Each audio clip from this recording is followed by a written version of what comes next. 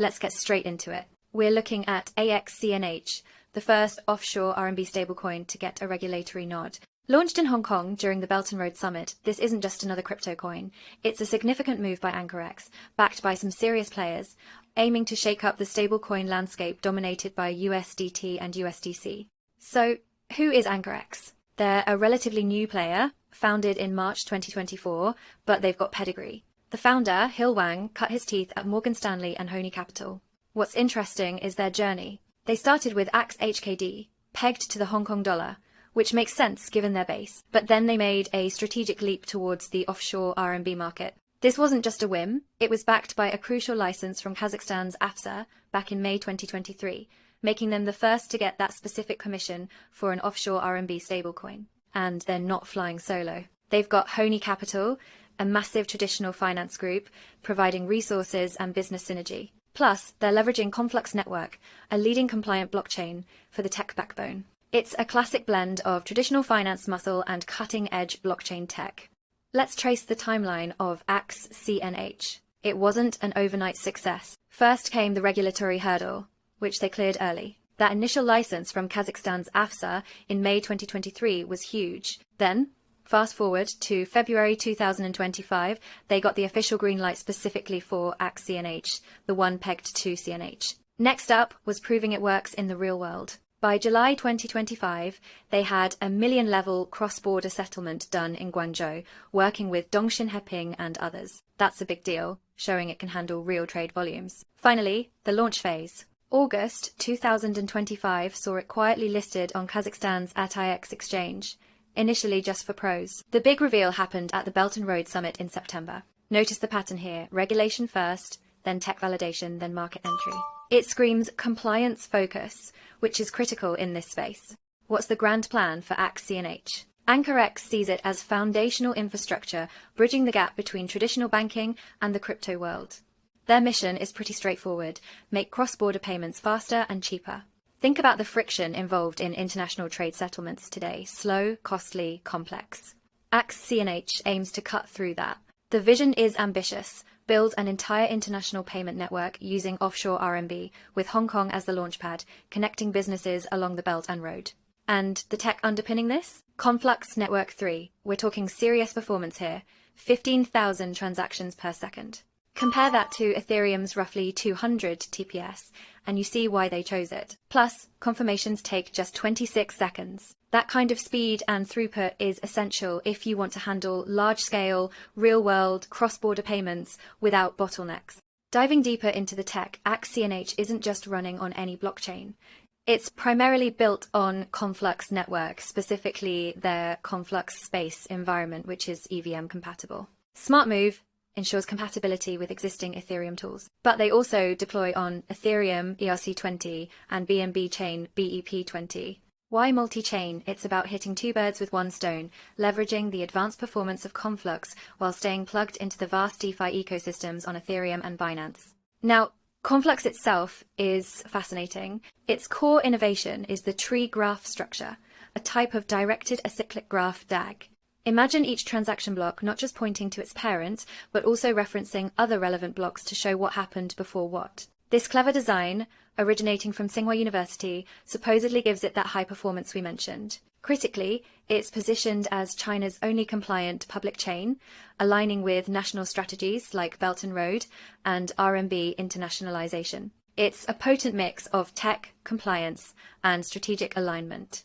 How does AxCNH actually work? Simple concept: it's a one-to-one peg with offshore RMB CNH. For every single AxCNH token created, there needs to be an equivalent amount of actual RMB sitting in a regulated bank account as a reserve. This isn't just theoretical, it's the bedrock of its stability and the promise that you can always redeem your tokens for real cash. This full reserve model is key for trust. And remember that multi-chain strategy? Well, the token standards reflect that. On Conflux, it uses the Conflux-based standard, which is EVM compatible. On Ethereum, it's the standard ERC20. On BNB chain, it's BEP20. This multi-standard approach means AxCNH can be used across different wallets and platforms, whether someone prefers Ethereum-based apps or Binance tools. It maximizes accessibility and interoperability. Okay, so we know the reserve is 100% fiat, mostly offshore RMB cash and short-term government bonds. But where does it live? It's not just floating around. It's held in custody by banks, specifically under segregated accounts, meaning these funds are ring-fenced and can't be touched by the issuer's other business. The primary custodian is Bank of China, Hong Kong, a heavyweight. There are also secondary custodians under the watchful eye of Kazakhstan's AFSA. This multi-layer custody setup adds security, and critically, it has to follow FATF rules, anti-money laundering, and know your customer procedures. Transparency is baked into daily audits by the custodian banks, plus monthly checks by independent third parties.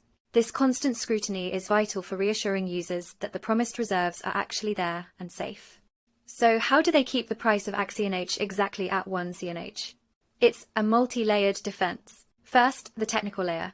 That strict one-to-one reserve system backed by liquid offshore RMB, available for redemption anytime. This is the fundamental guarantee. Second, the market layer, arbitrage.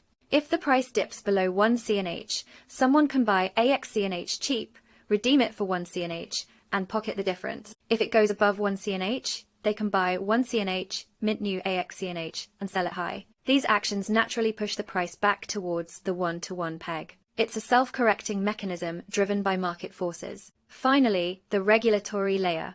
Operating under Kazakhstan's AFSA framework provides an institutional safety net. AFSA monitors the reserves and ensures compliance, adding another layer of confidence. It's a combination of sound mechanics, market dynamics, and regulatory oversight. Now, the nitty-gritty of smart contracts and security. Unfortunately, the exact details of the AxCNH smart contract code aren't publicly detailed in this source. However, relying on Conflux's tree graph consensus algorithm suggests a certain level of inherent security in the underlying protocol. Beyond that, AnchorX has implemented standard but crucial security measures. Multi-signature wallets, meaning multiple keys are needed to authorize transactions, cold wallet storage, keeping funds offline to prevent hacks, and importantly, the ability to freeze suspicious addresses on chain, which aligns with Hong Kong's stablecoin guidelines. They also have a risk management system covering things like liquidity risk, making sure they can always redeem tokens and operational risks. There's a cautionary tale here though. In July 2025, a vulnerability in a DeFi project led to a $3 million AxCNH theft. This underscores the absolute necessity of rigorous, ongoing smart contract security audits. No system is foolproof without continuous vigilance. Let's revisit that multi-chain strategy. Why deploy AxCNH across Conflux, Ethereum, and BNB chain? It's a smart move for several reasons. Compatibility is huge. It lets users access AxCNH through their preferred wallets and platforms, whether they're in the Ethereum ecosystem or the Binance sphere.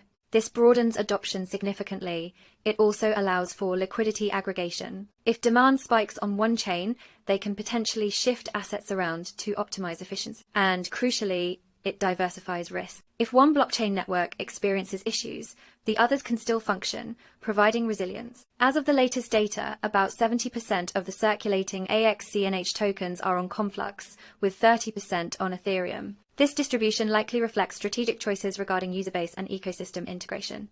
Compliance is paramount, and Kazakhstan played a pivotal role. Getting that first license from AFSA was a landmark moment. AnchorX operates through a subsidiary, AnchorX, KZ, under AFSA's direct supervision. What did AFSA require? Pretty standard but robust stuff for a stablecoin.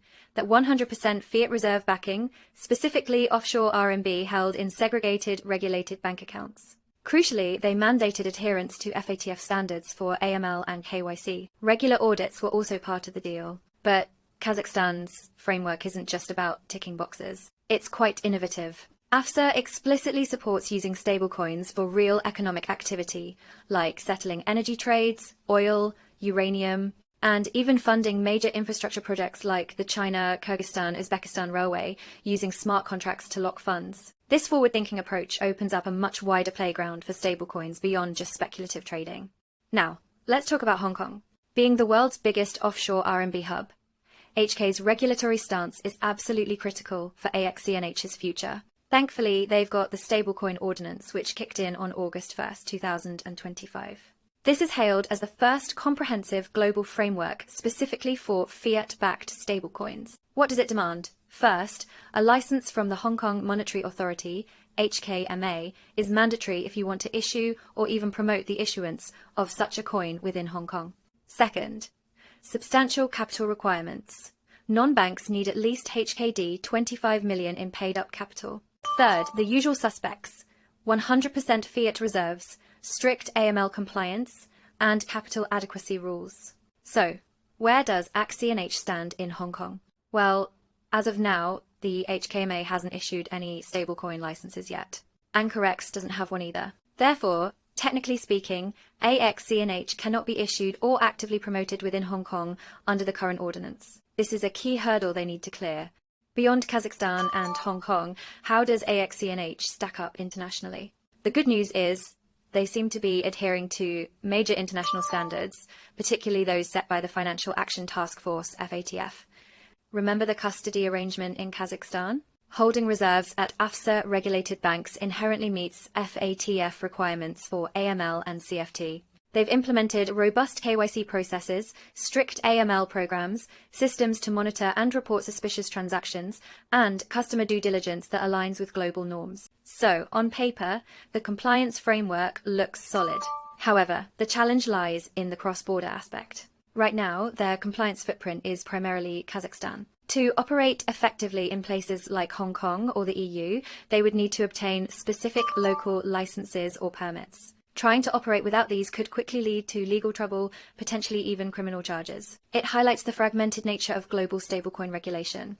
Where is AxCNH actually being used? The primary target is cross-border trade settlement, and the results are impressive. Take the Kazakhstan cotton trade example. Using AxCNH, they slashed settlement times from a grueling 72 hours down to a mere 26 seconds. Fees plummeted to just 1/20th of traditional methods. That's not just incremental improvement, that's revolutionary. The text even mentions a correlation. As the share of RMB settlement in the cotton trade increases, the global reserve weight of the RMB also tends to rise. Another compelling case is their partnership with Zoomlion, a massive Chinese machinery company with over half its revenue coming from overseas. They've already tested AxCNH transactions on the Conflux network. The goal is clear: use AxCNH to make cross-border payments smoother, faster, and cheaper for Zoomlion and its international partners.